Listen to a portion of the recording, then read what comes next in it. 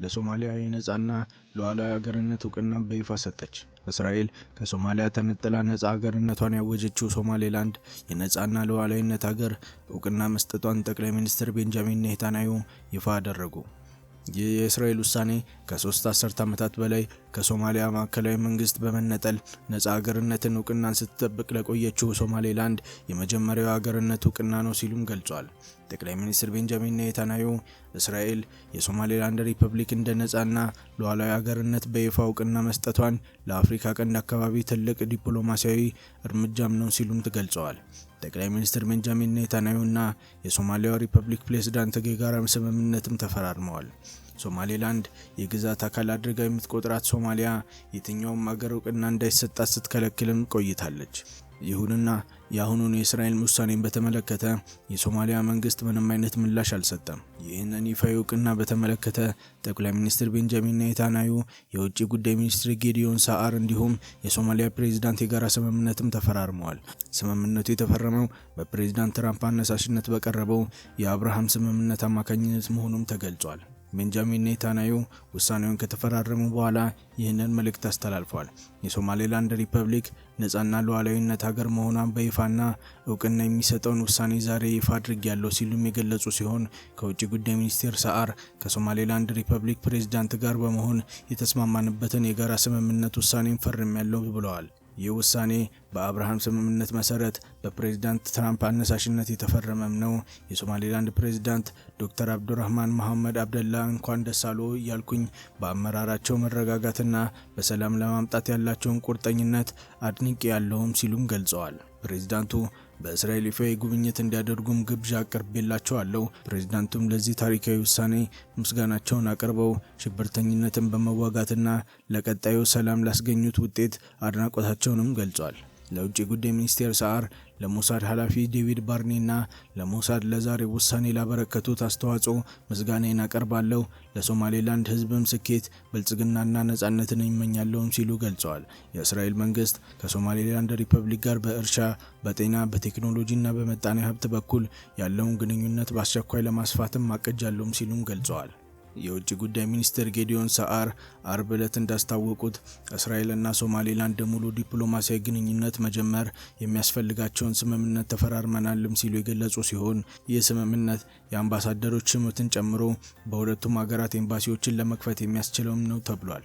ኔታንያሁ በበኩላቸው የሶማሌላንድ ፕሬዝዳንት አብዱራህማን መሐመድ አብደላህን እንኳን ደስ አሎት ያሉት ሲሆን ሰላምና መረጋጋት ላመጣው ያላቸውን ቁርጠኝነትና የሚሰጡትን አመራር አድንቀዋል። የሶማሌላንድ ፕሬዝዳንት ጽህፈት ቤት እስራኤል የሰጠችውን የሉዓላዊነት ሀገርነት እውቅናን ተከትሎ ባወጣው መግለጫ ታሪካዊና መርህ ላይ የተመሰረተ ውሳኔ ሲል አድናቆቱን ገልጿል። አክሎም እውቅናው ሶማሌላንድ በዓለም አቀፍ መድረክ ለዓመታት እውቅናን ለማግኘት ስታደርገው የነበረውን ጥረት መሰረቱን ተከትሎ ይቀጥላል ሲሉ የገለጹ ሲሆን ይህ እውቅና ሶማሌላንድ ለረጅም ጊዜ ዓለም አቀፍ ተቀባይነትን ለማግኘት ስታደርገው የነበረውን ረጅም ጊዜ የሚመለከት ሲሆን ይህ ታሪካዊ፣ ህጋዊና የሞራል አገርነት ይገባኛል ጥያቄን ያረጋግጣልን ብሏል። የፕሬዝዳንቱ ጽህፈት ቤት በመግለጫው ሶማሌላንድ ከእስራኤል ያገኘችውን የአገርነት እውቅና በአፍሪካ ቀንድ የተረጋጋችና የዲሞክራሲያዊና ኃላፊነት የሚሰማት ሀገር መሆኗን ያሳያልን ብለዋል። ሶማሌላንድ ከ30 ዓመት ነጻ መንግስት ግንባታ በኋላ ቀሪውን የሶማሊያ ግዛት በተለየ የተረጋጋ ስርዓት ለመገንባት ከመቻሏን በላይ በበርካቶች የተወደሱ ዲሞክራሲያዊ ምርጫዎችን በማካሄድ መሪዎችን ለውጥ አድርጋለች። ነገር ግን ከየትኛውም ዓለም ሀገራት ቀጠናዊ፣ አህጉራዊና ዓለም አቀፋዊ ተቋማት የአገርነት እውቅናን ሳታገኝ ቆይታለች ያሉም ሲሆን እስራኤል ለሶማሌላንድ የሰጠችው ሌሎችም ተመሳሳይ እርምጃ እንዲወስዱ በር ይከፍታልን ብሏል። ፕሬዝዳንት ትራምፕ ወደ ስልጣን ከመጡ በኋላ በአሜሪካ ባለስልጣናት በኩል ለሶማሌላንድ እውቅና የመስጠት ጉዳይ በተደጋጋሚ ሲነሳም ቆይቷል። 5.7 ሚሊዮን ያላት ሶማሌላንድ ታህሳስ 22 2016 ዓ.ም ለኢትዮጵያ የባህር ጠረፍ ያስገኛል የተባለውን የመግባቢያ ሰነድ ፈርማ በምክትሉ ኢትዮጵያ የሀገርነት እውቅናን እንደምትሰጥ ተገልጾ ነበር። ነገር ግን ስምምነቱን ተከትሎ የሶማሊያ መንግስት ኢትዮጵያ የግዛት አካሌ ጋር ስምምነት በመፈረም ሉዓላዊነቴን ጥሳለች በማለት ተቃውሞ በማሰማቷና ውጥረቶች በመከሰታቸው ፍጻሜ ሳያገኝለት ቀርቷል። ይህን ተከትሎ የሶማሊያ ፕሬዝዳንት ሐሰን ሼክ መሐመድ ኢትዮጵያ ከሶማሌላንድ ጋር የገባችውን ስምምነት ውድቅ የሚያደርግ ያሉትን ህግ ፈርመዋል። ነገር ግን ፕሬዝዳንቱ ህጉ አንድነታችንንና ሉዓላዊነታችንን እንዲሁም የግዛት አንድነታችንን ለመጠበቅ ወሳኝ ነው ብለውም ነበር። በሁለቱ ሀገራት መካከል ያለውን ውጥረት መባባሱን ተከትሎ ቱርክ ጣልቃ በመግባት በስምምነቱ ላይ እንዲደርሱም አድርጋለች። ከዚህ ስምምነት በኋላ በተከታታይ የሶማሌው ፕሬዝዳንትና ወደ ኢትዮጵያ በመምጣታቸው ከጠቅላይ ሚኒስትር አብይ ጋር ተነጋግረዋል። በአንድ ዓመት ውስጥ ተግባራዊ ይደረጋል ተብሎ የነበረው የኢትዮጵያና የሶማሌላንድ መግባቢያ ስምምነት መቋጫ ሳያገኝ ቀርቷል። የሶማሊያ አካል የነበረችው ሶማሌላንድ የሶማሊያ ወታደራዊ መሪ የነበሩት ሲያድ ባሬ በአውሮፓውያኑ በ1991 ከስልጣን ከተወገዱ በኋላ ነፃ ሀገር መሆናቸውን አውጀዋል። ሶማሌላንድ የራሷን መንግስት እያቋቋመች በሲያድ ባሬ አገዛዝ ዘመን ነፃነታቸውን ለማግኘት ሽምቅ ውጊያ ሲያደርጉ የነበረ ታጣቂዎች ረጅም የትጥቅ ትግል ካደረጉም በኋላ ነው። በዚህ የሶማሊያ የእርስ በርስ ጦርነት በሺዎች የሚቆጠሩ ሰዎች የተገደሉ ሲሆን ከተሞች ላይ ደግሞ ከፍተኛ ሁኔታ ውድመትን ተገጥሟታል። ሶማሊያ የራሷ ፖለቲካዊ ስርዓት፣ የመንግስት ተቋማት፣ ወታደራዊና ፖሊስ ኃይል እንዲሁም የራሷ መግባቢያ ገንዘብም አላት። ከነጻነት በፊት በነበረው ታሪኳ ዘለግ ላለ ጊዜ በብሪታንያ ሞግዚት አስተዳደር ስር የነበረች ሲሆን በኋላም በጣሊያን ቀኝ ግዛት ስር ከነበረው የሶማሊያ ክፍል ጋር ተዋህዳም ነበረ። በደቡብ ምዕራብ ኢትዮጵያ ክልል በ3 ማዕድን ስፍራዎች ላይ በተፈጸሙ ጥቃቶች 7 ሰዎች ተገደሉ። በደቡብ ምዕራብ ኢትዮጵያ ክልል ውስጥ በሚገኘው ቤሮ ወረዳ በትላንትናው ዕለት ታጣቂዎች በ3 የወርቅና የእብነበረድ ማውጫ ስፍራዎች ላይ በፈጸሙት ጥቃቶች 7 ሰዎች መገደላቸውን የወረዳው ዋና አስተዳደርና የፖሊስ አዛዡ ለኢቢቢሲ ተናገሩ። በዛሬው ዕለት በሌላ ማዕድን ስፍራ ላይም ተኩስ ልውውጥ መደረጉንም ገልጸዋል። በምዕራብ ኦሞ ዞን ስር በሚገኘው ቤሮ ወረዳ ሐሙስ ታህሳስ 17 2018 ዓ.ም በ3 ስፍራዎች ላይ ጥቃት የደረሰው ከረፋዱ 5 ሰዓት እስከ 7 ሰዓት ተኩል ባለው ጊዜ ውስጥ መሆኑን የወረዳው ፖሊስ አዛዥና ዋና ሳጅን ደመላሽ አኩ ለቢቢሲ ተናግረዋል። የወረዳው ዋና አስተዳዳሪ አቶ ገመዳ በበኩላቸው የተናገሩት የመጀመሪያው ጥቃት የተፈጸመው ቤሮ ማይኒንግ በተባለ በወርቅ ማዕድን ፍለጋ ላይ በተሰማሩ የማዕድን አውጪ ኩባንያዎች ላይ ነው።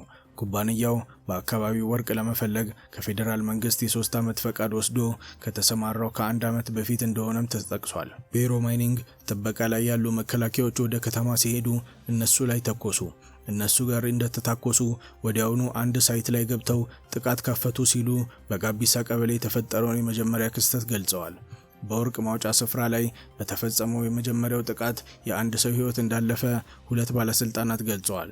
በጥቃቱ የተገደለው ግለሰብ በማዕድን አውጪ ስፍራ ላይ የሚሰራ የአይሱዙ መኪና ረዳት እንደሆነ ዋና አስተዳዳሪው አስታውቀዋል። የፖሊስ አዛዡ ዋና ሳጅን ደመላሽ በበኩላቸው ከሞት በተጨማሪ አንድ ሌላ ሰው ላይ ጉዳት መድረሱን አክለዋል። ዋና አስተዳዳሪ አቶ ገመዳ እንደሚናገሩት በዚህ ስፍራ የነበሩ ሌሎች ሰዎች ጥቃት ተከፍቶባቸው ነበር።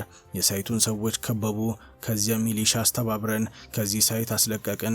ትንሽ ስንቆይ እዚያው ማዕድን ማውጫው ስፍራ ላይ ከመከላከያ ጋር ለረጅም ሰዓት ተዋጉ ሲሉም ቀጥለው የተናገሩትን ክስተት አብራርተዋል። በጥበቃ ላይ ከነበሩት መከላከያ ሰራዊት አባል ጋር በተደረገው የተኩስ ልውውጥ ምንም ጉዳት እንዳልደረሰ ገልጸዋል። ይሁን እንጂ ጥቃቱ የእብነበረድ ማዕድን ማውጫም ስፍራ ላይም ቀጥሏልም ሲሉም ገልጸዋል። ሁለተኛው ጥቃት የተፈጸመው የእብነበረድ ማውጫው ስፍራ ላይ ሲጠብቁ የነበሩ ሰዎች ላይ እንደሆነ ዋና አስተዳዳሪ የተናገሩ ሲሆን በስፍራው ላይ የተሰማሩ የነበሩ 6 ጥበቃ ሰራተኞች እንደሆኑ የገለጹት አቶ ገመዳ ጥቃቱ በተደረሰ ሰዓት ጊዜ ግን 3 ከስራ ላይ እንዳልነበሩም ተገልጸዋል። ታጣቂዎቹ 3ቱ ጥበቃ ላይ ያሉትን መቱ፣ 2ቱን ገለው መሳሪያውን ይዘው ተሸሸጉ። አንዱ እና የምግብ ሰራተኞች ሴቶችም ተርፈዋል ብለዋል። የወረዳው ፖሊስ አዛዥ በተመሳሳይ በዚህ ጥቃት 2 ሰዎች መገደላቸውንም ተናግረዋል። ሶስተኛው ጥቃት የተፈጸመው ከእብነበረድ ማውጫ ስፍራ በ3 ኪሎ ሜትር ርቀት በሚገኘው ሻምበል ሰጠኝ የተባለ የወርቅ ማውጫ ላይ ነው። በክልሉም ደረጃ የሚሰጥ ልዩ አነስተኛው የወርቅ ማዕድን ቁፋሮ ፈቃድ ወስዶ እየሰራ ያለ ማህበር የሚንቀሳቀስ በዚህ ስፍራ ላይ 2 ሴቶችና 1 ወንድ መገደላቸውን 2ቱ ባለስልጣናት ገልጸዋል። ከጥቃቱ በተጨማሪ የቁፋሮ ስፍራውና ንብረቶች ላይ በእሳት ማቃጠልና የዘርፊያ ድርጊትን ፈጽመዋል ብለዋል። ዋና አስተዳዳሪ አቶ ገመዳ አንድ ኤክስካቫተር፣ አንድ ሎደር በእሳት ተቃጥሏል። ካምፑን ሙሉ በሙሉ አፍርሰዋል። አንድ ኤክስካቫተር ሊያቃጥሉ ሲሞክሩ ስላልቻሉ መስታወቱን ሰባብረው ሄደዋል ብለዋል። የፖሊስ አዛዡ ዋና ሳጅን ደመላሽ በተመሳሳይ ይህንኑ ገልጸዋል። ከነዚህ ጥቃቶች በተጨማሪ ሚዛንና ነዳጅ ጭኖ ወደ ሳይት እየተጓዘ የነበረ አንድ የጭነት መኪና አሽከርካሪውን መግደላቸውን ዋና አስተዳዳሪው አክለዋል። ዋና አስተዳዳሪውና የፖሊስ አዛዡ እንደሚናገሩት በአንድ ቀን ውስጥ በሰዓታት ልዩነት ማዕድን ማውጫው ስፍራዎች ላይ በተፈጸሙ ጥቃቶች በጠቅላላ 7 ሰዎች ተገድለዋል፣ 2 ሰዎች ቆስለዋል ሲሉ የገለጹ ሲሆን በዛሬው ዕለት በሌሎች ማዕድን ቁፋሮ ቦታዎች ላይ የተኩስ ልውውጥ እየተደረገ መሆኑን ባለስልጣናቱ ተናግረዋል። አቶ ገመዳ ዛሬ አሁን በዚህ ሰዓት አንድ ሳይት ላይ በከፍተኛ ውጊያ ላይ ያሉ የክልሉ አድማ በታኝ ሌሎች ኃይሎችም ወደዛ እየተላኩ ነው ሲሉ ገልጸዋል።